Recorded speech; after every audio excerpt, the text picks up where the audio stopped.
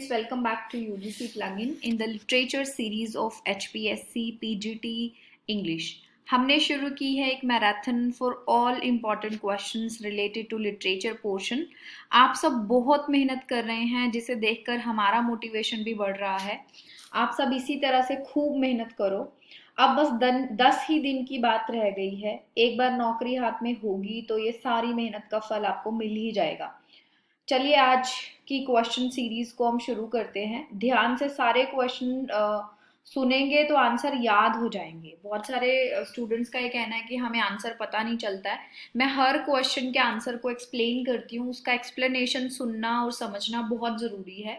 तभी वो क्वेश्चंस आपको याद भी होंगे और उससे रिलेटेड, उस क्वेश्चन से रिलेटेड 2-3 क्वेश्चन मैं आपको उसके डिस्कशन में ही करा देती हूँ. मैं साथ साथ आपको हर क्वेश्चन से रिलेटेड ज़रूरी डिटेल्स भी बताती जाती हूँ, तो आप उनको ध्यान से सुना करें. सो क्वेश्चन शुरू करते हैं. हमारा जो फर्स्ट क्वेश्चन है, which of the following is not written by Robert Frost. Robert Frost है अमेरिकन पोइट. सो कौन सा वर्क जो है वो रॉबर्ट फ्रॉस्ट ने नहीं लिखा है. ए इसका आंसर है. ए मूवेबल फीस्ट. ये जो वर्क है ए मूवेबल फीस्ट, ये लिखा है अर्नेस्ट हेमिंगवे ने. ये भी एक अमेरिकन ऑथर है, नॉवलिस्ट हैं. बाकी के सारे वर्क्स जो हैं वो रॉबर्ट फ्रॉस्ट के हैं. Home burial, stopping by the woods on a snowy evening, बहुत इंपॉर्टेंट पोएम है ये. A boy's will. तो नेक्स्ट क्वेश्चन देखते हैं. Which of the following works by Thomas Hardy appeared anonymously in 1871. Thomas Hardy का कौन सा वर्क जो है एनोनिमसली उन्होंने पब्लिश कराया था. इसका आंसर है सी, डेस्परेट रेमेडीज. डेस्परेट रेमेडीज को उन्होंने एनोनिमसली, बिना अपना नाम दिए पब्लिश कराया था. एक्चुअल में इस वर्क की जो थीम्स हैं वो कुछ ऐसी हैं जिसकी वजह से थॉमस हार्डी ने इसको एनोनिमसली पब्लिश कराया था. इसकी थीम्स हैं जिसमें मर्डर, ब्लैकमेलिंग, इम्प्रिजनमेंट, ये सारे सीन्स इसमें दिखाई देते हैं. नेक्स्ट क्वेश्चन है, which of the following works is not written by Kamala Das. Kamala Das के मोस्ट ऑफ द वर्क्स के नाम आपको पता होने चाहिए. टाइटल से क्वेश्चन आ जाते हैं और 5 वर्क्स मैंने आपको डिटेल में करने के लिए बोला था. सो कौन सा वर्क जो है कमला दास का नहीं है. द अनफिनिश्ड मैन, ये जो वर्क है डी, ये कमला दास ने नहीं लिखा है. ये जो वर्क लिखा है नजीम इज़िकल ने लिखा है. उसके अलावा तीनों जो पोएम्स हैं वो कमला दास की हैं. नेक्स्ट क्वेश्चन है, who regarded Shakespeare's greatest plays as books to be read rather than as plays to be acted. किसको ऐसा लगता है कि शेक्सपियर के प्लेज को अगर पढ़ा जाए तो ज़्यादा मज़ा आता है रेदर देन अगर हम उनको स्टेज पर होते हुए देखें. सो ये जो ये हम ये कहते हैं, ये स्टेटमेंट जो है ये चार्ल्स लैम्ब ने कही है. D will be the answer. Charles Lamb ने खुद भी शेक्सपियर के वर्क्स को चिल्ड्रन स्टोरीज में कन्वर्ट किया है. Which of the following works by William Shakespeare is a pastoral romance. Pastoral romance क्या होता है. पेस्टोरल रोमांस होता है जिसमें हम रिलेशनशिप दिखाते हैं ह्यूमैनिटी और नेचर का, और एक रूरल सराउंडिंग, गांव जैसी एक सराउंडिंग उसमें दिखाई जाती है. कंट्री लाइफ, कंट्री किसको कहते हैं. कंट्री वैसे तो हमारा देश भी होता है, बट पोइट्री में कंट्री हम गांव को कहते हैं. सो कंट्री लाइफ जहां पर दिखाई जाए, ह्यूमन बींग्स का नेचर के साथ जो रिलेशनशिप दिखाया जाए, उसको हम कहते हैं पेस्टोरल रोमांस. सो यहाँ पर जो पेस्टोरल रोमांस है विलियम शेक्सपियर का वो है as you like it. As you like it में हमें नेचर एंड कंट्री साइड दिखाई देती है. एक और एग्जाम्पल जो बहुत फेमस है पेस्टोरल रोमांस के लिए वो है शेफर्ड्स कैलेंडर. विलियम शेक्सपियर की ही टाइम पे लिख रहे थे एडमंड स्पेंसर, उनका ये वर्क है shepherd's calendar. Hamburg Casby in Little Dorrit is. So ये कौन है लिटिल डॉरिट. लिटिल डॉरिट जो है वो एक नॉवल है चार्ल्स डिकेंस का. सो हम्बर्ग कैसबाय किस तरह का कैरेक्टर है. वो एक फनी कैरेक्टर है. ए विल बी द आंसर. बहुत ही फनी कैरेक्टर है वो, इस तरह से दिखाया है चार्ल्स डिकेंस ने. तो हमें लिटिल डॉरिट की समरी भी पढ़कर जानी है, और चार्ल्स डिकेंस के सारे नॉवेल्स के नेम्स आपको एटलीस्ट पता होना चाहिए. 7th क्वेश्चन है, in the sun also rises having flittered through several sexual licence Lady Brett Ashley finally chooses. So licence का मतलब होता है मेल जोल. सो लेडी ब्रेट एशले इस नॉवल में उसके बहुत सारे सेक्सुअली मेल जोल हैं, बहुत सारे लोगों से वो मिलती है, बट फाइनली वो किस किसको चूज करती है एज अ पार्टनर? वो चूज करती है a Romeo, a young Spanish matador. Matador कौन होते हैं? जो बुल फाइटर्स होते हैं, लीड बुल फाइटर्स होते हैं। सो ये कहानी बहुत इंटरेस्टिंग है। जिंदगी ना मिलेगी दोबारा जैसी थोड़ी थोड़ी सिचुएशंस हमें इसमें दिखाई देंगी। ऋतिक रोशन की मूवी है और इसमें जो ब्रेट एशले है वो रोमियो को चुनती है जो एक स्पैनिश मैटाडोर है। Which of the following poets has written the lines as given below? किसने ये lines लिखी हैं? Blow, bugle, blow, set the wind echoes flying, blow, bugle, answer echoes, dying, dying, dying. So ये जो lines हैं ये लिखी हैं अल्फ्रेड लॉर्ड टेनिसन ने। उनकी एक बहुत ही सुंदर सी फेमिनिस्टिक पोएम है द प्रिंसेस। वहां से ये लाइन्स आई हैं जहाँ पर एक प्रिंसेस अपनी एजुकेशन के लिए एक यूनिवर्सिटी ओपन करती है फीमेल्स के लिए। Which of the following works is not written by Charles Lamb? Charles Lamb के टाइटल्स आपको सारे करने हैं, आपको डिटेल में चार्ल्स लैम्ब का कोई भी वर्क नहीं करना है। आप देखेंगे बहुत सारे कॉम्पिटिटिव एग्जाम्स पीजीटी के, चाहे वो किसी भी स्टेट के हों या फिर जॉब्स के लिए जो स्क्रीनिंग एग्जाम्स होते हैं उसमें चार्ल्स लैम्ब के वर्क्स के टाइटल्स पूछ लिए जाते हैं। सो इसमें हमें ये देखना है कि कौन सा वर्क चार्ल्स लैम्ब ने नहीं लिखा है। The old familiar faces Charles lamb का वर्क है। जॉन वुडविल ये भी चार्ल्स लैम्ब का वर्क है। An essay on the principles of human action ये चार्ल्स लैम्ब का वर्क नहीं है, ये वर्क है विलियम हैजलिट का। और जो फोर्थ वर्क है वो भी चार्ल्स लैम्ब ने लिखा है। Portrait of a lady is a dramatic monologue written by. अब देखो a portrait of the portrait of lady जो है वो एक नॉवल भी है। पोर्ट्रेट ऑफ लेडी अगर सिंपली देखे तो ये एक ड्रामेटिक मोनोलॉग एक पोयम है जिसको टी एस एलियट ने लिखा है, टी एस एलियट ने। और जो नॉवल है वो हेनरी जेम्स ने लिखा है। सो उसमें एक आर्टिकल ऐड कर दिया गया है the portrait of a lady, ये हेनरी जेम्स का नॉवल है। Portrait of a lady dramatic monologue है, एक पोयम है टी एस एलियट की। तो कंफ्यूज नहीं होना है, वो डेफिनेटली आपको कंफ्यूज करने के लिए इस तरह के क्वेश्चंस पूछ सकते हैं। Among the given below pairs in respect of Faulkner's novels, which is not correct pair? So William Faulkner के novels में से कौन सा जो ये नीचे जो पेयर्स दिए हैं कौन सा करेक्ट नहीं है? Mosquitoes a satiric novel on New Orleans ये बिल्कुल करेक्ट है। The sound and the fury the story of decline of the Compson family, Compson family की कहानी है साउंड एंड द फ्यूरी, ये भी सही है। The Hamlet the story of king Hamlet and his son, ये तो सबको पता ही है, ये जो है विलियम शेक्सपियर का प्ले है, तो ये ही गलत पेयर है। A fable and allegory about man search for peace, ये जो है फॉकनर का वर्क है। So C will be the answer. Hamlet जो है वो विलियम शेक्सपियर का प्ले है। No nightingale did ever chant more welcome notes to weary bands of travellers in some shady haunt among Arabian sands. Which of the following poems by William Wordsworth contain the above mentioned lines? ये जो lines हैं ये कहाँ से आई हैं? ये जो पोएम जो इसका आंसर है वो है सी सॉलिटरी रीपर। इसकी लाइंस आप पढ़ना, वैसे भी बहुत ही ब्यूटीफुल सी पोएम है, बहुत ही सुंदर सी इसकी कहानी है कि एक सॉलिटरी रीपर, रीपर कौन होता है? जो फसल काटती हैं, एक लेडी जो फसल काटते काटते एक गाना गा रही है, उसके गाने से वो बहुत सारे लोगों को इन्फ्लुएंस कर रही है। ट्रैवलर्स को बहुत अच्छा लग रहा है उसका गाना सुन के, उनके जो हर्ट हैं वो चेंज हो रहे हैं। सो बहुत ही सुंदर सी है। तो ये भी यही है कि कोई भी नाइटिंगेल इतना सुंदर सॉन्ग नहीं सुना सकती। मोर वेलकमिंग नोट फॉर ट्रैवलर्स, तो ये आपको याद रखनी है, लाइन्स इंपॉर्टेंट लाइन्स हैं। The lines I am forced by the five senses to fear the five senses are taken from. So ये जो लाइन है ये आई है hymns in darkness से, B will be the answer। ये जो पोएम है ये नजीम इज़िकल की पोएम है। इसे हमें डिटेल में नहीं करना है बट ये कोटेशन आप देख लेना। The gift of outright is a poem by, ये जो पोएम है ये किसने लिखी है? ये लिखी है रॉबर्ट फ्रॉस्ट ने। B will be the answer, Robert Frost. Next question है boys will is written by, ये जो वर्क है ये भी रॉबर्ट फ्रॉस्ट का है। ये एक वर्क है जिसमें कि एक्सप्लोर किया गया है अमेरिकन हिस्ट्री को, सॉरी ये एक बुक ऑफ पोएम्स है।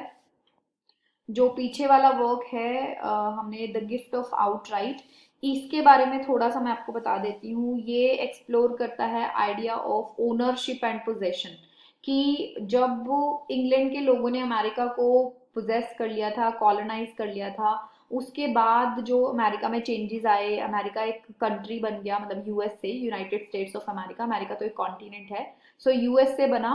और अपने कल्चर का जो पोजेशन है, अपने कल्चर की ओनरशिप के बारे में रॉबर्ट फ्रॉस्ट इस वर्क में बात कर रहे हैं। ए बॉयज विल जो है ये कलेक्शन ऑफ पोएम्स है जिसमें बहुत सारी पोएम्स है। Which of the following is mismatched in view of word and meaning, तो हमें ये देखना है कि कौन से वर्ड का मतलब जो है गलत मैच किया हुआ है। सो ए इसका आंसर रहेगा होड़। होड़ का मतलब क्या होता है? होड़ का मतलब होता है भीड़, बहुत सारे लोग। सो होड़ और एंथुजियास्टिक ये दोनों मैच नहीं करते। इसके अलावा ग्योल जो है वो प्रिजन को कहते हैं, लिटरेचर में बहुत जगह आपको मिलेगा, इंग्लिश इंग्लैंड के लिटरेचर में ग्योल कहते हैं जेल को, प्रिजन को। सेशन, सेशन का मतलब होता है किसी चीज की रियायत, सो एक्ट ऑफ गिविंग अप, किसी चीज को रियायत देना सेशन कहलाता है, तो ये भी सही मैच है। ऐसे, ASSAY, इसका मतलब होता है परखना, किसी चीज को देख परख कर लेना या ट्राई करना। सो टू टेस्ट, किसी चीज को टेस्ट करना, परखना। सो A will be the answer. होड़ का मतलब होता है भीड़, ये गलत मैच है। इस तरह के क्वेश्चंस आपके पेपर में डेफिनेटली आएंगे। मैंने लिटरेचर के साथ साथ कुछ इडियम्स, कुछ वर्ड मीनिंग्स भी इसमें डाले हैं, क्योंकि बहुत सारे स्टूडेंट्स इसके लिए डिमांड कर रहे थे। तो बहुत इंपॉर्टेंट वर्ड्स हैं ये, इनको आप जरूर से देख लेना, एक बार सुनने से ही याद हो जाएंगे। The reference of faithful shepherd appears in which of the following poems, वैसे तो शेफर्ड्स का रेफरेंस है बहुत सारे वर्क्स में आता है, बट इन चारों पोएम्स में क्रॉसिंग द बार में नहीं है। क्रॉसिंग द बार में ऐसा कुछ नहीं है, ओल्ड एज के ऊपर है। डोवर बीच में भी ऐसा कोई डिस्क्रिप्शन शेफर्ड का नहीं है। डोवर बीच में एक बीच के ऊपर एक हस्बैंड वाइफ या एक कपल जो है आपस में बात कर रहे हैं ह्यूमैनिटी के बारे में। रग्बी चैपल, रग्बी चैपल जो है वर्क है मैथ्यू आर्नोल्ड का, जो उन्होंने अपने फादर को डेडिकेट की है, उनके फादर के डेथ के ऊपर एलर्जी है, एंड रग्बी चैपल एक जगह का नाम है। इस वर्क में फेथफुल शेफर्ड का रेफरेंस दिखा है। None of the above answer नहीं है, C will be the answer. The meaning of the idiom to cool one's heels is, cools one's heel का मतलब होता है किसी को इंतजार कराना या किसी का इंतजार करना। So A will be the answer. To be kept waiting for some time, किसी चीज के लिए, जैसे हम डॉक्टर के पास कभी कभी जाते हैं मिलने, हम वेट कर रहे होते हैं, डॉक्टर ने बाकी लोगों को देखना होता है, हमारी अपॉइंटमेंट का टाइम लेट होता है, जब हम वेट करते हैं उसको भी कहते हैं टू कूल वंस हील। सो इस तरह से बहुत सारे एग्जाम्पल्स इसके हो सकते हैं। आपको कोई एग्जाम्पल पता है तो मुझे कॉमेंट सेक्शन में जरूर बताना। नेक्स्ट क्वेश्चन है, thunder crashes from rock to rock, the cataracts replay, lightnings dazzle our eyes, rearing torrents have breached। ये जो लाइंस हैं ये कहाँ से ली गई हैं? ये भी जो लाइंस हैं ये ली गई हैं रग्बी चैपल से। C will be the answer. In which of the following poems does the poet express whatever the theme the maiden sang as if her song could have no ending? ये जो lines है ये भी solitary reaper से आई हैं। इन lines का मतलब है कि जब वो लेडी जो सॉलिटरी रीपर है वो गा रही है, वो बहुत पैशन से गा रही है, और वो उस सॉन्ग में इस तरह से खो गई है कि उसको खुद ही नहीं पता, एंड इस सॉन्ग की कोई एंडिंग नहीं है ऐसा लग रहा है। Which of the following works is inspired by Shelley's disgust at the so-called Peterloo massacre? So Peterloo massacre history में एक बहुत बड़ा माना हुआ नरसंहार है, उससे इंस्पायर होके शैले ने एक वर्क लिखा है, वो कौन सा है? वो है B, the mask of anarchy, the mask of anarchy. And एक और वर्क है जो पीबी शाले ने पीटरलू मैसेकर से इंस्पायर होकर लिखा था, वो इसमें ऑप्शन में नहीं दिया हुआ है बट आपको पता होना चाहिए, England in 1819। England in 1819 and the mask of anarchy, दोनों वर्क्स जो हैं वो पीटरलू मैसेकर से इंस्पायर होकर लिखे गए हैं। In reference to Hardy's life and his work, some statements are given। हमें incorrect option choose करना है, तो हमें हमेशा क्वेश्चन पढ़ते हुए इन चीज़ों का ध्यान रखना है कि हमें करेक्ट ऑप्शन देखने हैं या इनकरेक्ट देखने हैं, या नॉट ट्रू देखना है या ट्रू देखना है, क्योंकि ये बहुत बड़ी गलती करते हैं स्टूडेंट्स। सो इसमें हमें इनकरेक्ट स्टेटमेंट्स देखने हैं। फर्स्ट जो स्टेटमेंट है, Thomas Hardy was born in 1842, ये स्टेटमेंट गलत है। थॉमस हार्डी का जन्म 1840 में हुआ था। नेक्स्ट स्टेटमेंट है, is known for his regional novels. Definitely regional novels के लिए वो जाने जाते हैं। रीजनल, उन्होंने वेसेक्स नाम से ऑलरेडी अपना एक इमेजिनरी जगह भी बनाई थी, जिसमें उन्होंने अपने रीजनल एरिया के बारे में जो चीज़ें हैं वो उसके ऊपर डिस्कस की थी। The character Gabriel Oak appears in his novel far from madding crowd, ये बिल्कुल सही है, ये इनकरेक्ट नहीं है। Tess of the d'Urbervilles was published in 1880 and is regarded as his masterpiece. अब ये मास्टरपीस तो है इनका, बट ये पब्लिश 1880 में नहीं बल्कि 1891 में हुआ था। सो 1 and 4 will be the answer. जो उनका जन्म है वो 1840 में हुआ था, एंड जो टेस ऑफ द अबरविल है वो 1891 में पब्लिश हुआ था। सो हमारा जो आंसर रहेगा वो रहेगा ए 1 and 4। She is more sinned against than sinning is a remark made in favor of one of the famous heroines of Thomas Hardy. Which of the following novels she belongs to? ये जो quotation है ये किसके लिए कही गई है? She is more sinned against than sinning, किसके लिए कही गई है? ये कही गई है टेस के लिए।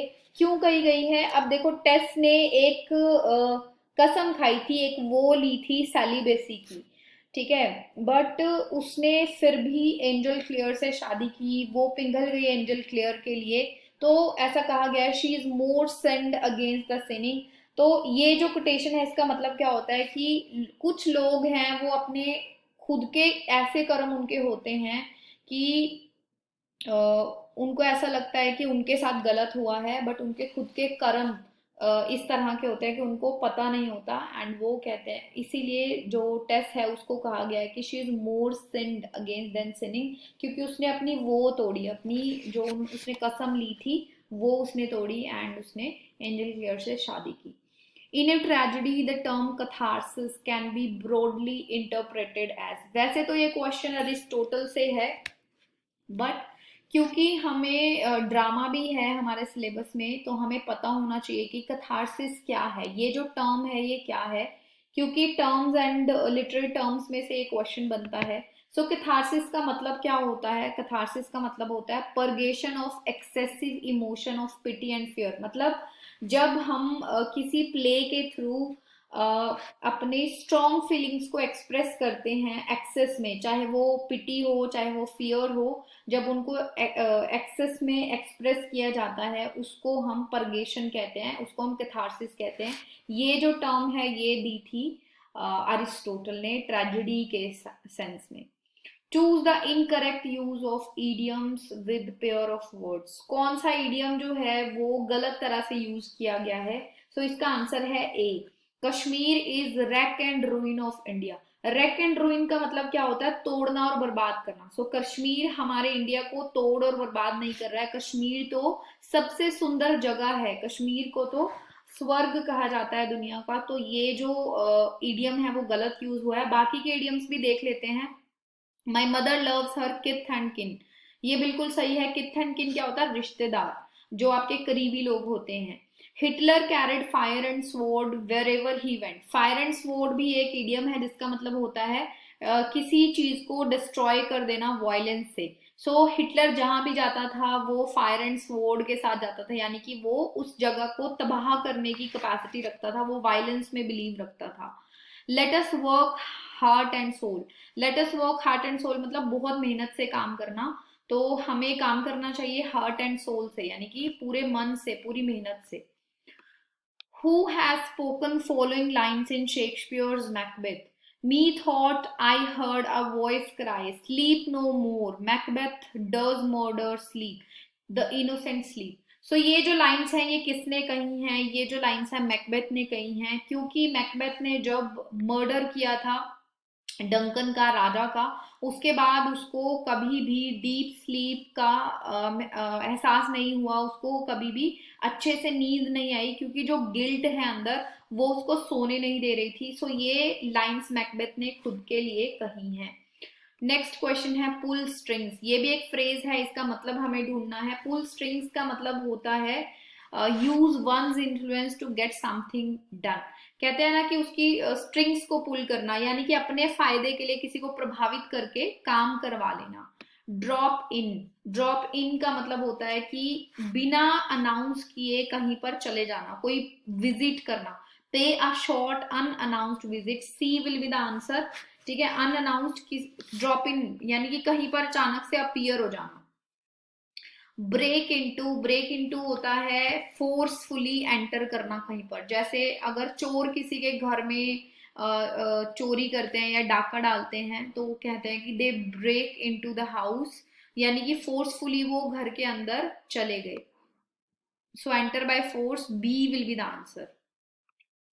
इक्विवोक, इक्विवोक कोई फ्रेज नहीं है, ये एक लिटरेरी टर्म है। इक्विवोक का मतलब होता है ए स्पेशल टाइप ऑफ पन। अब पन क्या होता है? पन होता है जब हम डबल मीनिंग चीजें बोलते हैं, यानी कि अगर हम कुछ बोल रहे हैं एक एक्सप्रेशन जिसके अंदर एक से ज्यादा मीनिंग हो, उसको हम पन कहते हैं। सो जो इक्विवोक है वो भी एक टर्म है जो एक तरह का पन है। From which of the following poems the given lines are taken? Here we go round the prickly pear, prickly pear, prickly pear. Here we go round the prickly pear.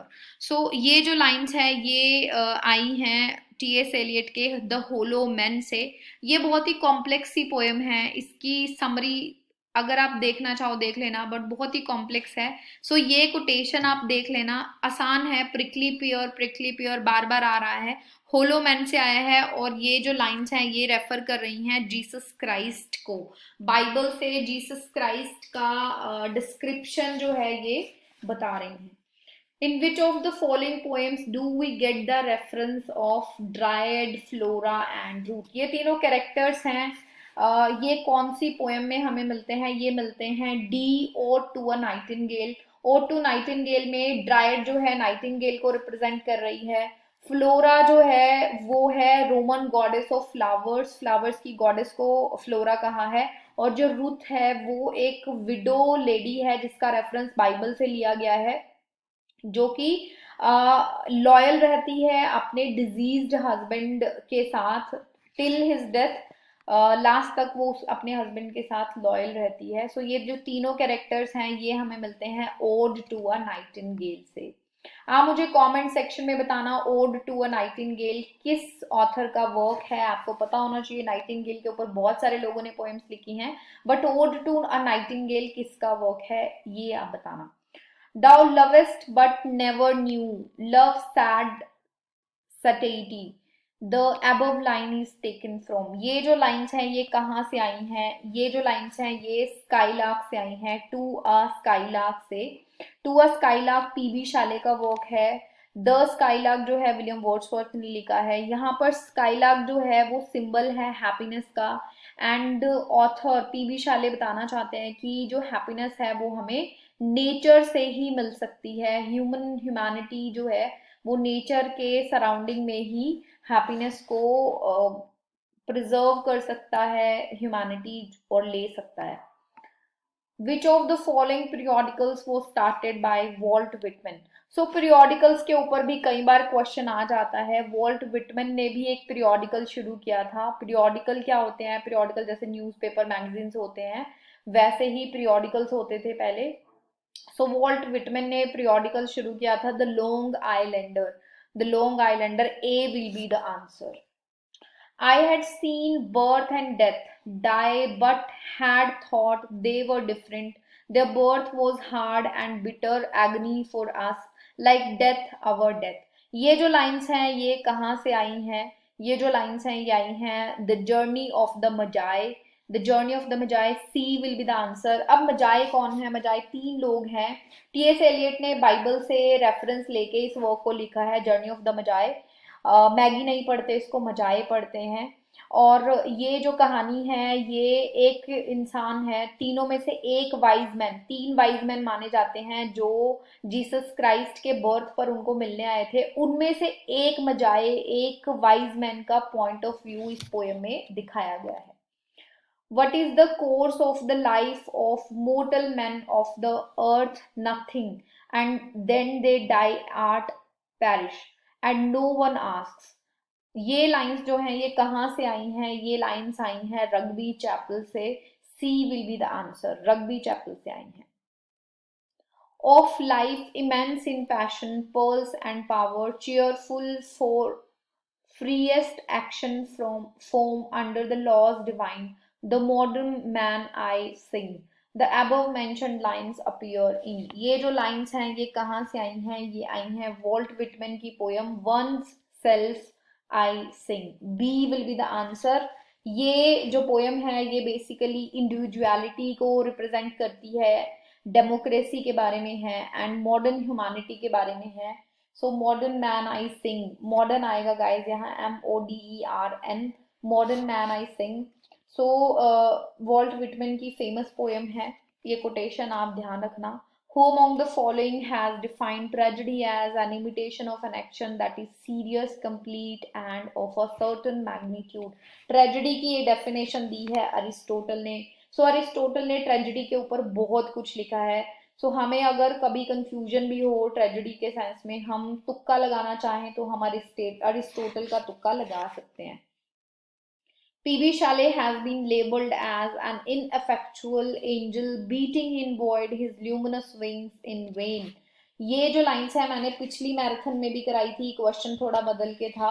ये जो लाइंस हैं ये मैथ्यू आर्नोल्ड ने कही हैं PB शाले के लिए कि वो जो हैं वो वेन में ही अपने विंग्स को फड़फड़ा रहे थे, अपने एफर्ट्स कर रहे थे, क्योंकि उनके जीवन काल में जब वो जिंदा थे उनके वर्क्स को एक्सेप्ट नहीं किया गया था, बट उनकी डेथ के बाद उनके वर्क्स जो हैं वो काफ़ी पढ़े जाने लगे, फेमस हो गए. सो इसी रिगार्ड में ये कोटेशन मैथ्यू आर्नोल्ड ने कही है. There are some statements given below in reference with the term prosody. अब prosody क्या है ये आपको पता होना चाहिए. prosody होती है pattern of sounds and rhythm in poetry. Poetry में जब हम साउंड और रिदम को स्टडी करते हैं उसको प्रोसडी कहते हैं. इससे रिलेटेड 4 स्टेटमेंट्स इन्होंने दी हैं जिसमें से हमें इनकरेक्ट स्टेटमेंट्स को चूज करना है. सो देखते हैं कौन कौन सी स्टेटमेंट्स इसमें सही हैं. आपको प्रोसडी डिटेल में भी पता चल जाएगा. फर्स्ट है it is systematic study of versification in poetry. ये बिल्कुल सही है, इनकरेक्ट नहीं है. It deals with principles and practice of meter, rhyme and stanza forms. ये भी सही है. हम एक पोएम के metre, rhyme, rhythm, stanza form की जब बात करते हैं तो हम प्रोसडी की बात कर रहे हैं. थर्ड है it also studies figure of speech. Figure of speech को ये स्टडी नहीं करता, ये सिर्फ मीटर, राइम, रिदम, साउंड को, स्पीच को जो है ये स्टडी करता है. फिगर ऑफ स्पीच क्या होते हैं, जैसे अलंकार हो गए, एलिट्रेशन हो गया, उसको ये स्टडी नहीं करता. ये पैटर्न ऑफ साउंड को स्टडी करता है. It does not include study of speech sound patterns. ये साउंड पैटर्न को स्टडी करता है, इसलिए ये पॉइंट गलत है क्योंकि इसमें नोट लिखा है. It does not include, but असल में इट इंक्लूड्स. तो फोर्थ पॉइंट भी गलत है. 3 and 4 ये दोनों ऑप्शन गलत हैं. C will be the answer. 3 and 4 दोनों गलत हैं. Among the following, which work has not been written by Charles Lamb? Charles Lamb के ऊपर बार बार क्वेश्चन आएंगे. सारे वर्क्स मैंने इसके ऑलमोस्ट इंक्लूड कर दिए हैं क्वेश्चंस में. सो चार्ल्स लैम्ब ने एसेज ऑफ इलिया लिखा है. इलिया जो है पेन नेम कह सकते हैं या खुद को चार्ल्स लैम्ब ने एक नाम दिया है इलिया. एसेज ऑफ इलिया भी चार्ल्स लैम्ब ने लिखा है. लास्ट एसेज ऑफ इलिया इसका पार्ट 2 है, ये भी लिखा है. टेल्स फ्रॉम शेक्सपियर ये भी चार्ल्स लैम्ब ने लिखा है. The great adventures of Ulysses ये नहीं लिखा है. अब देखो कंफ्यूज मत होना अगर आपको ये पता है कि चार्ल्स लैम्ब ने लिखा है द एडवेंचर्स ऑफ यूलिसिस. सो यहाँ पर इन्होंने एक वर्ड लिख दिया है ग्रेट. ये यूपी के पेपर में आया था, पीजीटी के, same question. The great adventures of Ulysses अगर उन्होंने दिया है तो ये चार्ल्स लैम्ब ने नहीं लिखा है, but the adventures of Ulysses जो है वो चार्ल्स लैम्ब ने लिखा है. Which of the following figures of speech involves a play upon words, तो कौन सी फिगर ऑफ स्पीच में प्ले अपॉन वर्ड्स होता है? पन में होता है। पन का एग्जाम्पल मैं आपको देती हूँ, आपको समझ में आ जाएगा पन क्या होता है। A bicycle can't stand on its own because it's too tired. देखो अब बाइसिकल जो है वो खुद से अपने आप से खड़ी नहीं हो सकती बिकॉज वो टू टायर्ड है। टू टायर्ड, अब देखो वर्ड प्ले है यहाँ पर, TOOTIRED, टू टायर्ड होता है बहुत थका हुआ। साइकिल तो थक नहीं सकती, बट यहाँ पर टू टायर्ड है, TWOTIRED, यानी कि दो टायर हैं, इसकी वजह से साइकिल खड़ी नहीं हो सकती। तो यहाँ पर एक पन है, सुन के मजा आता है, सुन के हंसी आती है, ठीक है। इसके अलावा बाकी के टर्म्स भी हम देख लेते हैं। एंटीथीसिस क्या होती है? जहां पर विरोधाभास हो, यानी कि एक ही सेंटेंस में दो अपोजिट वर्ड्स को यूज किया जाए, जैसे नो पेन नो गेन, दो अपोजिट वर्ड्स हैं बट एक ही सेंटेंस में है। और एलिट्रेशन क्या होता है? एलिट्रेशन होता है अनुप्रास अलंकार। कल भी मैंने आपको बताया था अनुप्रास अलंकार क्या होता है, जहां पर किसी सेंटेंस में अगर चार वर्ड्स हैं तो उनके जो शुरू शुरू वाले वर्ड्स हैं या तो वो सेम होंगे या उनकी साउंड सेम होगी, उसको हम एलिट्रेशन कहते हैं। जैसे हिंदी में हम कहते थे चंदू के चाचा ने चंदू की चाची को चांदी के चम्मच से चांदनी चौक पर चटनी चटाई, इस तरह से जो जो ये होते हैं इनको हम एलिट्रेशन कहते हैं। पन मैंने आपको बता दिया। युग्मा क्या होता है? युग्मा भी एक इंपॉर्टेंट टर्म है लिटरेरी टर्म्स के पॉइंट ऑफ व्यू से। द एग्जाम्पल देख लेते हैं, the storm sank my boat and my dreams. जब हम एक फ्रेज के साथ आगे दो या तीन चीजें लगा दें जिससे एक ही मतलब निकले, जैसे द स्टॉर्म सैंक, जो तूफान है उसकी वजह से क्या सैंक हो गया, क्या डूब गया? मेरी बोट डूब गई, माई boat. And my dreams, boat भी डूबी और मेरे सपने भी डूबे। सो एक ही फ्रेज के साथ हमने दो चीजें जोड़ दी और दोनों ही डूब रही हैं, तो दोनों का मतलब सेम है, वहां पर होगा युग्मा। In which of the following plays the middle class provincial life has been depicted by Shakespeare? Shakespeare ने कौन से प्ले में, प्रोविंशियल क्या होता है? प्रांतीय, यानी कि आपके आसपास के जो जगह है वहां की लाइफ को डिपिक्ट किया है शेक्सपियर ने। सो इसका जो आंसर होगा, इसका आंसर होगा the merry wives. Merry wives में प्रोविंशियल लाइफ जो है शेक्सपियर ने दिखाई है। Catherine Barkley is a character in, important character है, मेन कैरेक्टर है Catherine Barkley a farewell to arms में। ए फेयरवेल टू आर्म्स जो है उसमें ये जो कैरेक्टर है कैथरीन बार्कले, ये एक नर्स होती है, सुंदर सी टॉल ब्यूटीफुल नर्स होती है। और जो हमारा हीरो है फ्रेडरिक हेनरी, जो कि आर्मी का एक एम्बुलेंस हम कह सकते हैं ड्राइवर होता है, एक अच्छी पोस्ट उस टाइम पर मानी जाती थी फ्रेडरिक हेनरी। उसको कैथरीन बार्कले से प्यार हो जाता है, फिर इनकी लव स्टोरी कैसे शुरू होती है, अधूरी रह जाती है बीच में। From which of the following poems the given lines have been taken?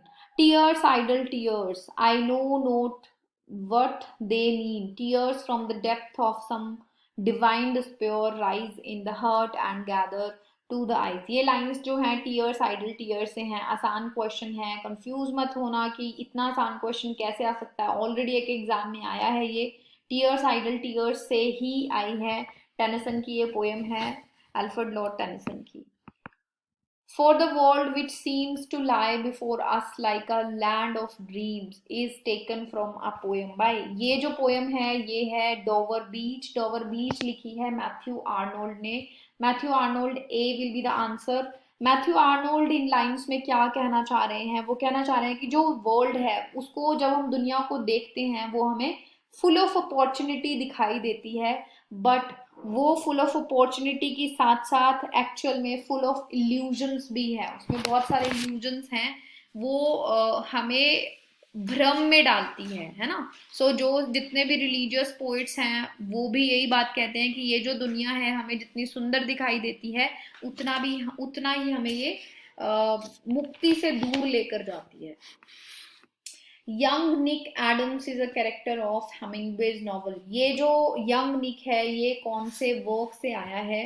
Young निक जो है आया है इन अवर टाइम्स से। इन अवर टाइम्स वैसे एक शॉर्ट स्टोरी कलेक्शन है, शॉर्ट स्टोरी है, उसमें यंग निक एडम्स का कैरेक्टर दिखाया गया है। The famous characters Grace Melbury and Giles Winterborne appears in Hardy's novel. Hardy के कौन से नॉवल में ये जो कैरेक्टर्स हैं Grace Melbury and Giles Winterborne ये अपीयर होते हैं? ये अपीयर होते हैं वुडलैंडर्स में. सो इसमें जो मेन कैरेक्टर है वो है ग्रेस मेल्बरी. ग्रेस मेल्बरी जो है पढ़ने गई होती है, वो वापस घर आती है अपनी पढ़ाई के बाद. उसका एक फियांसे होता है, वो उस फियांसे से अपनी एंगेजमेंट तोड़ देती है, उसको रिजेक्ट कर देती है क्योंकि वो एक चार्मिंग डॉक्टर के साथ शादी करना चाहती है, कर भी लेती है.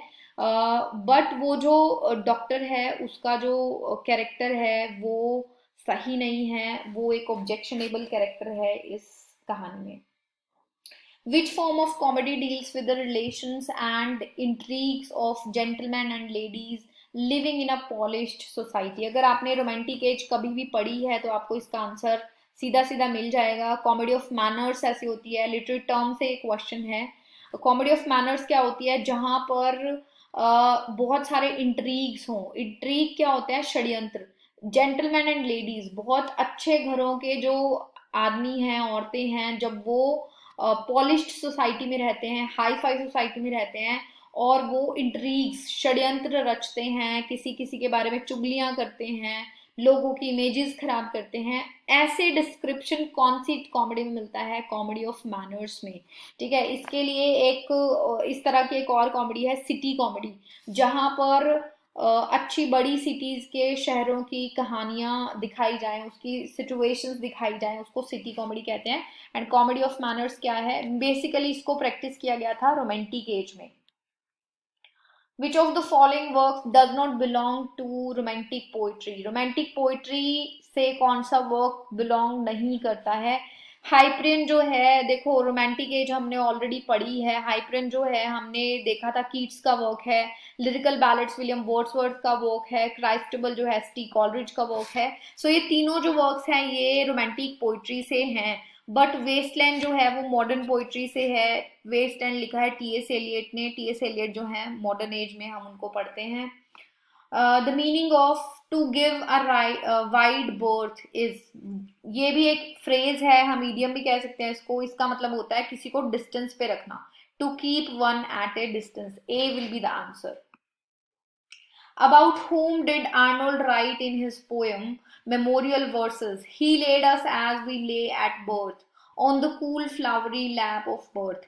ये जो लाइन्स हैं ये कही गई हैं विलियम वर्ड्सवर्थ के लिए. अब मेमोरियल वर्सेस क्या है? मेमोरियल वर्सेस एक एलिजी है जो मैथ्यू आर्नोल्ड ने लिखी है. 3 लोगों को डेडिकेट की है ये. सबसे पहले हैं गोइथे. आपको तीनों के नाम पता होने चाहिए क्योंकि ये भी आपसे पूछा जा सकता है कि वो कौन से 3 पोएट्स हैं जिसके बारे में मेमोरियल वर्सेस लिखा गया है. सो गोइथे इज द वन.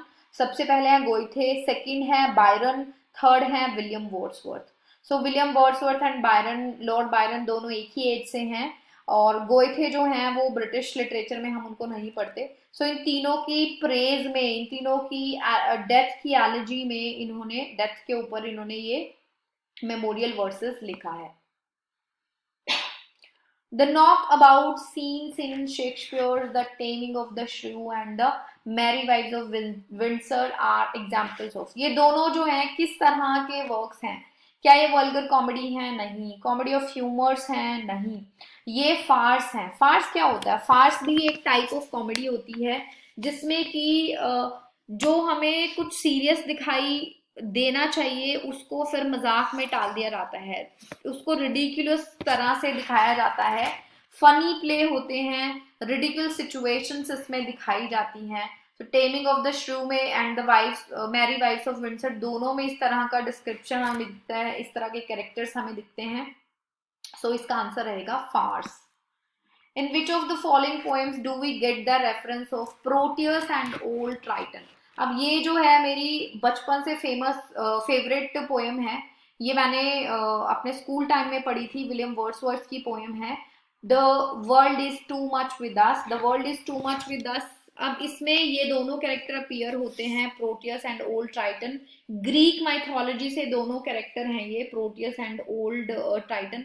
ये बेसिकली लिखी क्यों गई थी? ये दिखाया गया है इसमें विलियम वर्ड्सवर्थ ने दिखाया कि कैसे जो इंडस्ट्रियलाइजेशन है, उस टाइम पर इंडस्ट्रियलाइजेशन जो है शुरू हो चुका था, कैसे उसने हमारा जो रिलेशन है वो नेचर से तोड़ दिया है. लोग जो है सिटीज की तरफ भाग रहे हैं एंड इसमें क्रिश्चियनिटी के बारे में भी इन्होंने लिखा है कि ये क्या होना चाहते हैं, ये कोई क्रिश्चियनिटी या किसी भी रिलीजन में नहीं मानना चाहते, ये एक पैगन बनना चाहते हैं। पैगन कौन होते हैं? जो प्रकृति की पूजा करते हैं। जैसे हिंदू धर्म में भी प्रकृति की पूजा की जाती है, वायु देव होते हैं, जल देव होते हैं, सूर्य देव होते हैं, धरती माता होती है, हम इन सब की पूजा करते हैं अलग अलग टाइम पर।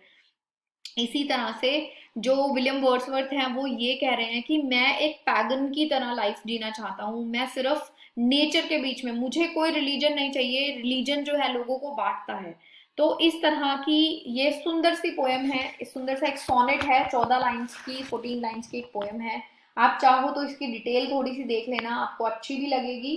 मैं उम्मीद करती हूँ आपको अच्छी लगेगी, मुझे तो बहुत अच्छी लगती है ये poem. The lines I who have lost my way and beg now at strangers' doors to receive love at least in small change. So ये जो लाइन्स है ये कहाँ से आई हैं? ये जो लाइन्स है कमला दास के माई ग्रैंड मदर्स हाउस से आई हैं। ये भी बहुत ही सुंदर सी पोएम है, एक लड़की के बचपन की यादें, नोस्टैल्जिया उसको फील हो रहा है। नोस्टैल्जिया क्या होता है? जब हम अपनी पास्ट के बारे में कुछ सोचकर उदास हो जाते हैं। अब क्या है इस पोएम की कहानी, क्या है इस पोएम में? ग्रैंड मदर्स हाउस, नाम ही पता चल रहा है। जो कमला दास हैं वो अपनी दादी के घर को याद कर रही हैं कि जब वो छोटी थी अपनी दादी के साथ रहती थी, बहुत प्यार उनकी दादी उनको करती थी, वो घर बहुत सुंदर था। फिर उनकी शादी हो गई, पीछे से उनकी दादी की डेथ भी हो गई। वो कहते कि अब मैं जब उस घर में जाती हूँ वो घर बदल गया है, उस घर की रिपेयर नहीं हुई है। मैं जाती हूँ, मुझे लोग वेलकम तो करते हैं उस घर में, बट मुझे अब वो ट्रू लव जो मेरी दादी से मिलता था वो कहीं से नहीं मिलता है।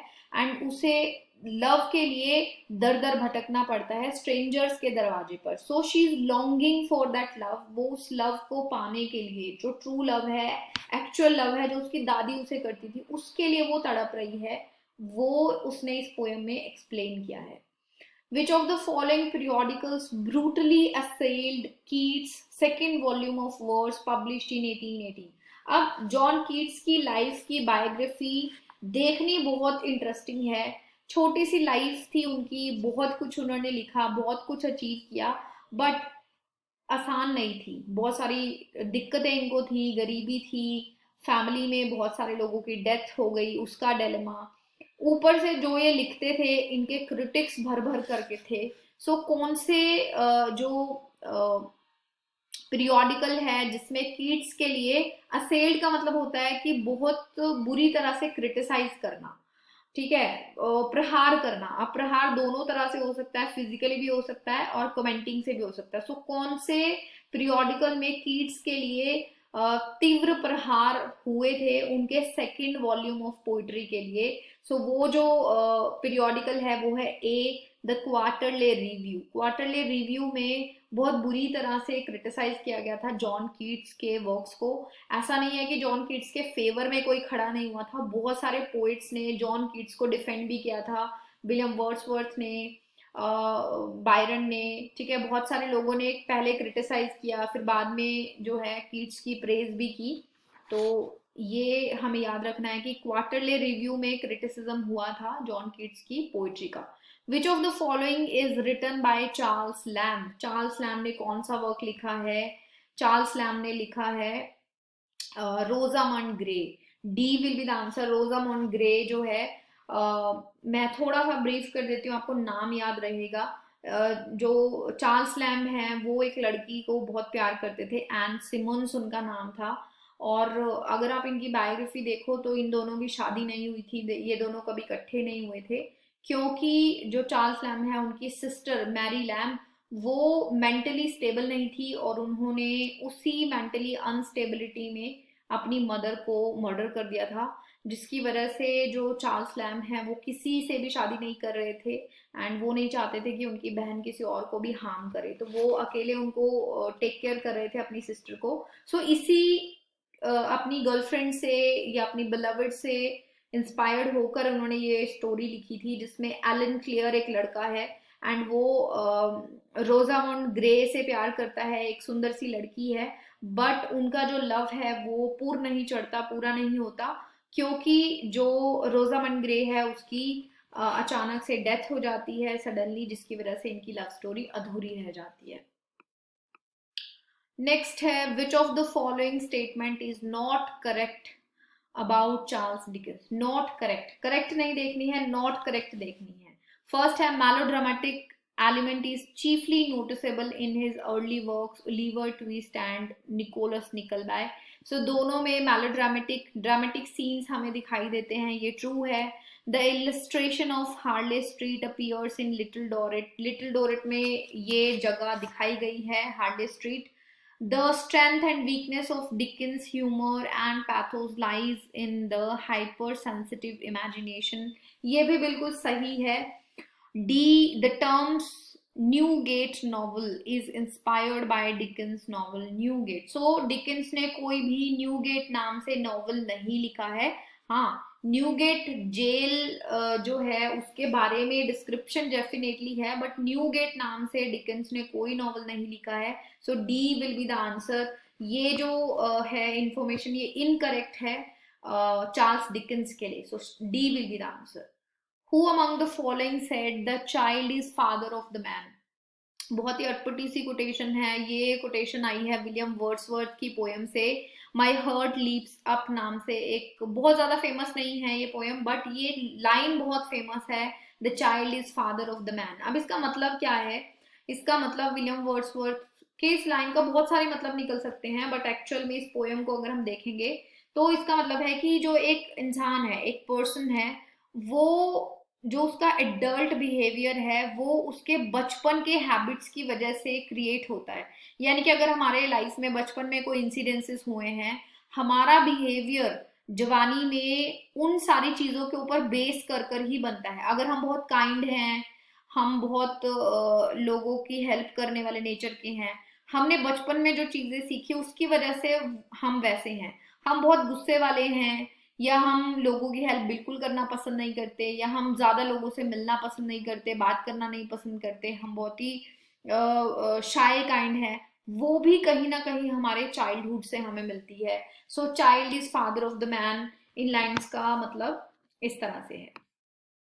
In black and white means, ये एक फ्रेज है, एक इडियम है। ब्लैक एंड व्हाइट का मतलब होता है रिटन फॉर्म में, in writing. C will be the answer. अगर आपको कोई कहे कि मैं आपकी बात में विश्वास नहीं करता, I want this in black and white, यानी कि वो कह रहा है कि मैं आपसे रिटर्न में ये चीज लूंगा, क्योंकि इंडिया में रिटर्न डॉक्यूमेंट्स की ही वैल्यू है। अगर आप बोलो कि ये चीज इसने मुझे बोली थी, तो जज भी कहेगा कि क्या सबूत है। अगर आपके पास वो रिटर्न में है और उस इंसान ने सिग्नेचर किए हुए हैं, और वो इंसान मुकर भी जाता है कि मैंने ये नहीं कहा था, मैं नहीं मानता, अब नहीं मानता, तो भी हमारी जो कोर्ट है वो उसको अप्रूव करेगी, मानेगी, क्योंकि इस इंसान ने उसको लिखित में दिया है और सिग्नेचर किया है। सो इन ब्लैक एंड व्हाइट का मतलब होता है रिटन फॉर्म में। The touch stone method is given by. Touch stone method बहुत ही फेमस टर्म है ये जो टर्म है ये दी थी मैथ्यू आर्नोल्ड ने।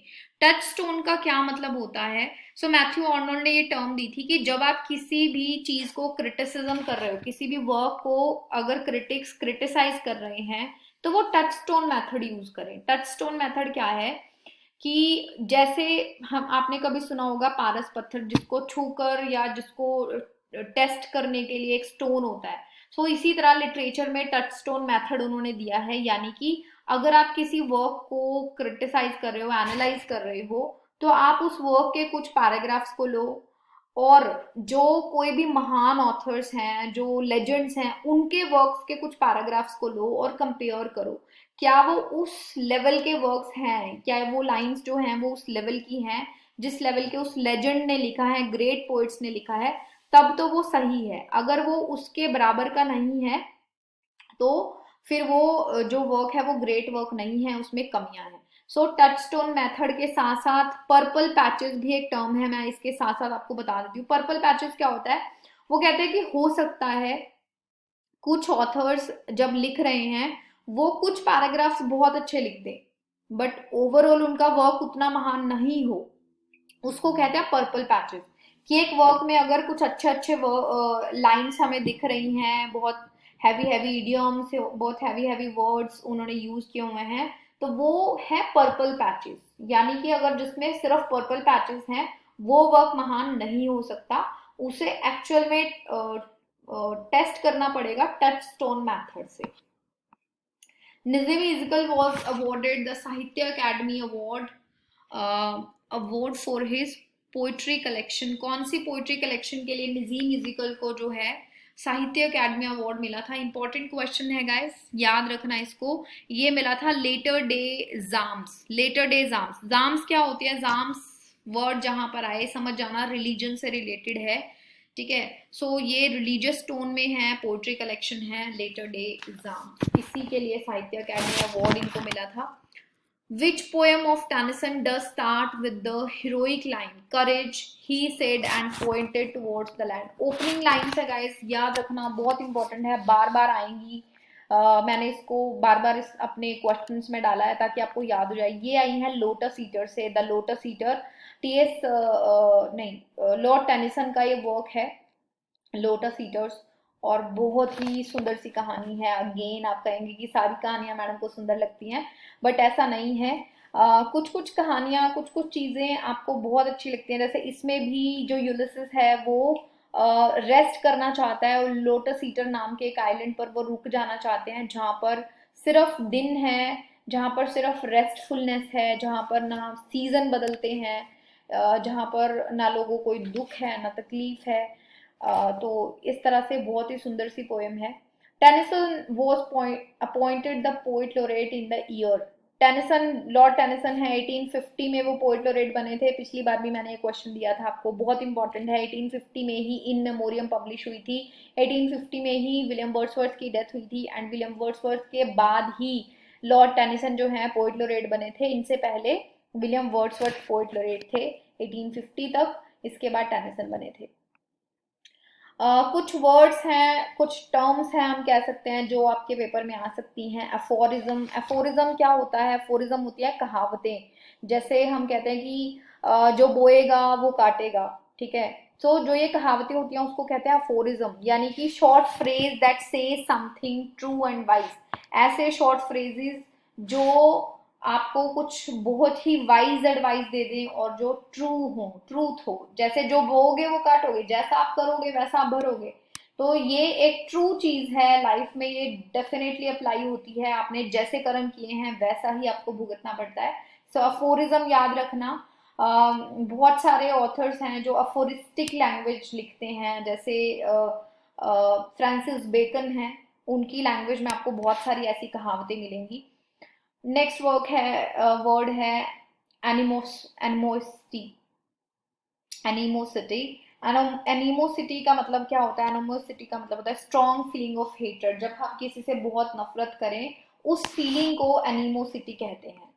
यूटिलिटेरियनिज्म, अब थॉमस नहीं, चार्ल्स डिकन्स का नॉवल है, चार्ल्स डिकन्स का नॉवल है जिसमें यूटिलिटेरियनिज्म की आपको फीलिंग मिलती है, आपको उसका डिस्क्रिप्शन मिलता है। यूटिलिटेरियनिज्म क्या होता है? यूटिलिटेरियनिज्म होता है जब हम कुछ ऐसा करें जिससे कि ज्यादा लोगों को बेनिफिट मिले। Greater happiness of the greatest number of people, B इसका आंसर है। बिलीफ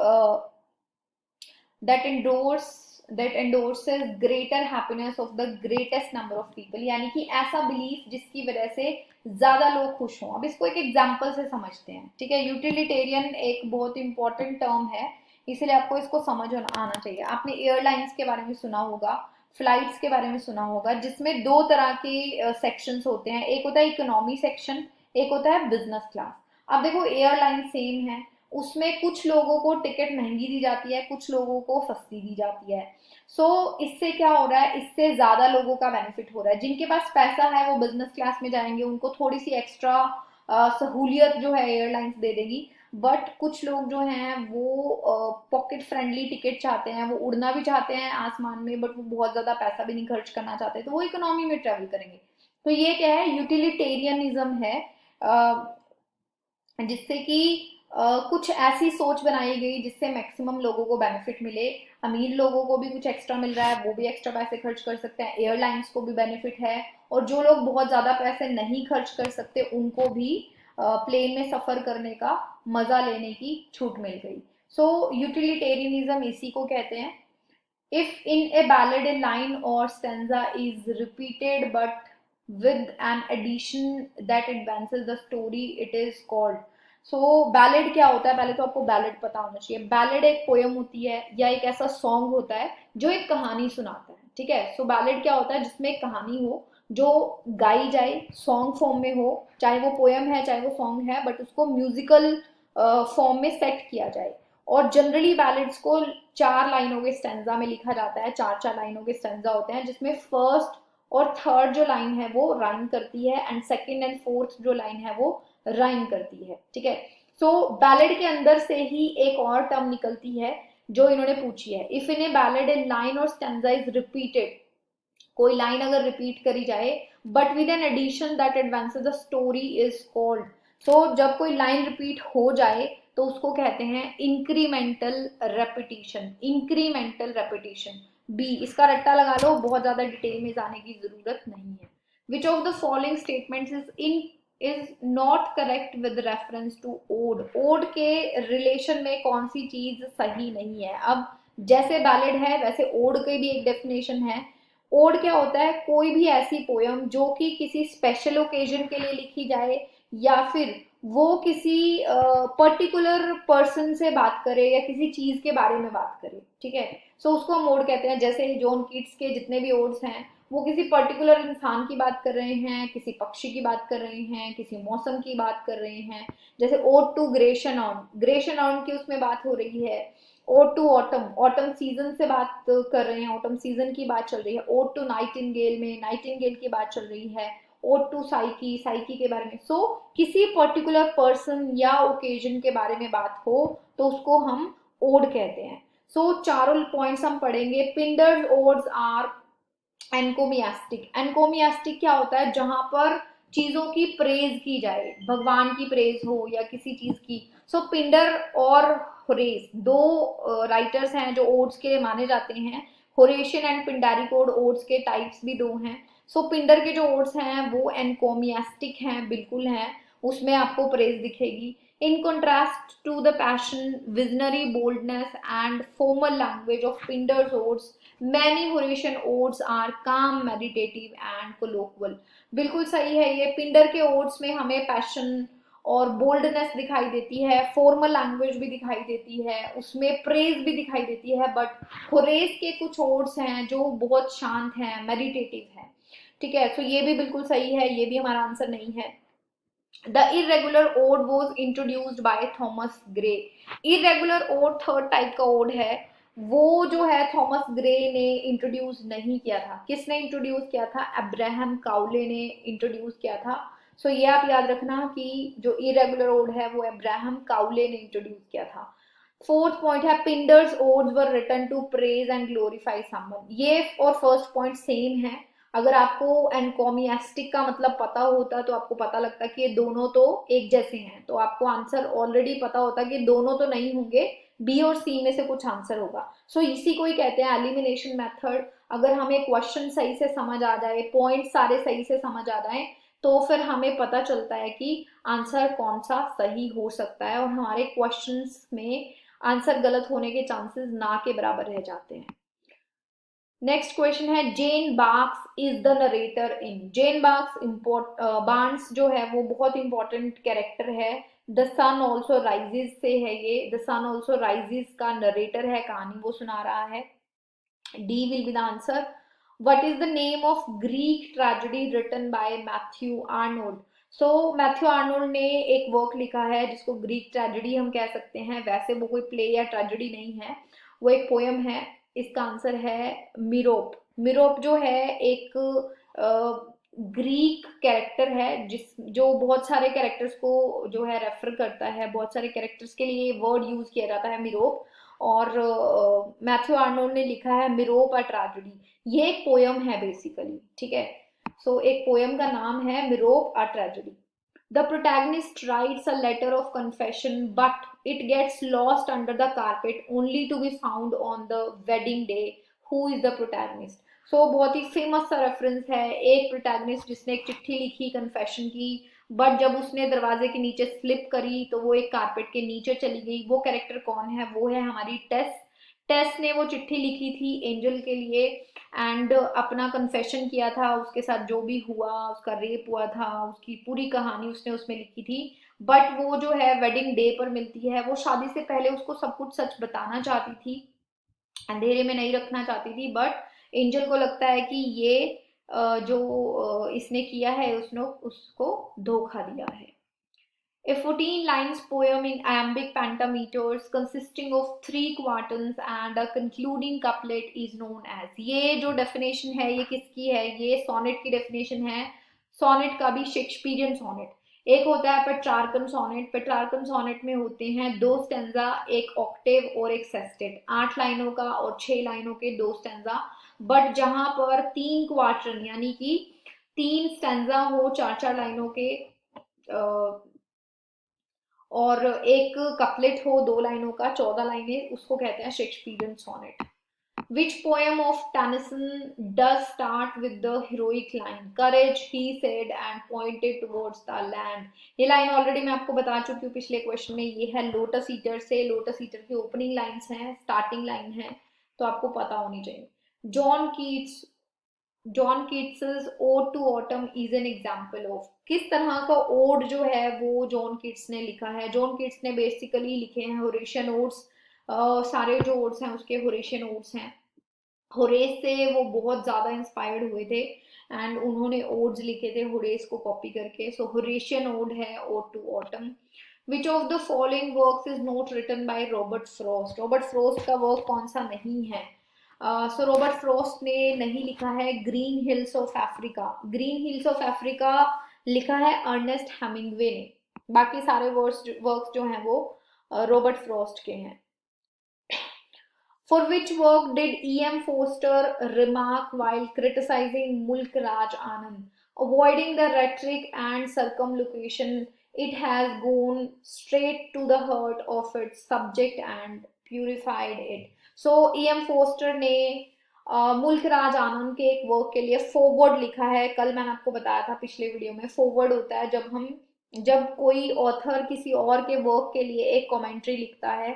सो E.M. फोस्टर ने मुल्क राज आनंद के अनटचेबल के लिए ये कमेंट्री लिखी है।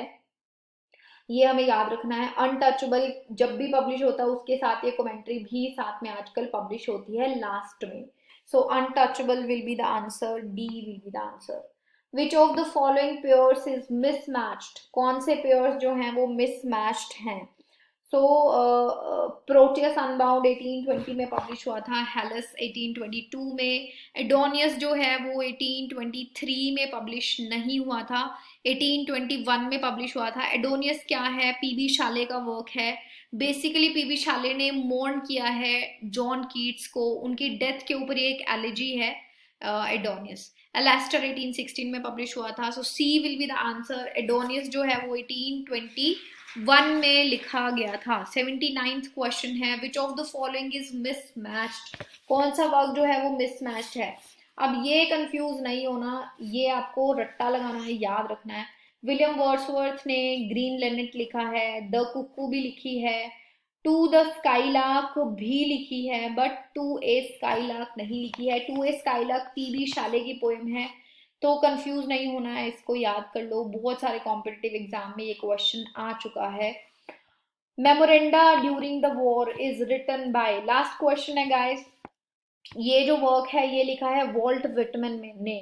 वॉल्ट विटमैन ने मेमोरेंडा में क्या लिखा है? मेमोरेंडा ड्यूरिंग द वॉर में उन्होंने अपने एक्सपीरियंसेस लिखे हैं, जब अमेरिका में सिविल वॉर हो रही थी उस टाइम पर जो वॉल्ट विटमैन है उन्होंने क्या एक्सपीरियंस किया। इस वर्क के अंदर उन्होंने बहुत सारी जर्नल एंट्रीज भी डाली हैं, पोएम्स भी इंक्लूड की हैं अपनी, और उन्होंने इसमें अपनी एक फेमस स्पीच लिखी है, the death of Abraham Lincoln. The death of Abraham Lincoln किसकी स्पीच है? वॉल्ट विटमैन की स्पीच है, जो उन्होंने अब्राहम लिंकन की डेथ के लिए लिखी थी। सो यहाँ पर हमारे 80 क्वेश्चंस खत्म होते हैं। 75 क्वेश्चन हम ऑलरेडी पीछे कर चुके हैं। बहुत सारी चीजें मैं ऑलरेडी आपको बता चुकी हूँ साथ साथ, जिसमें और कुछ क्वेश्चंस आपके कवर हो जाते हैं डिटेल्स में। तो इस वीडियो को आप ध्यान से सुनना, इन सारे टर्म्स को ध्यान से देखना। Thank you so much for watching friends. फिर मिलेंगे कल नेक्स्ट वीडियो के साथ बहुत सारे इंपॉर्टेंट क्वेश्चंस के साथ। आपको मुझे कमेंट सेक्शन में ये ज़रूर बताना है कि आप रोज़ कितने घंटे पढ़ रहे हैं, आपकी तैयारी कैसी चल रही है। और अगर आपको किसी भी तरह की हेल्प की ज़रूरत है तो आप मुझे ज़रूर बताना। Thank you so much once again. Stay tune to UDC plugin.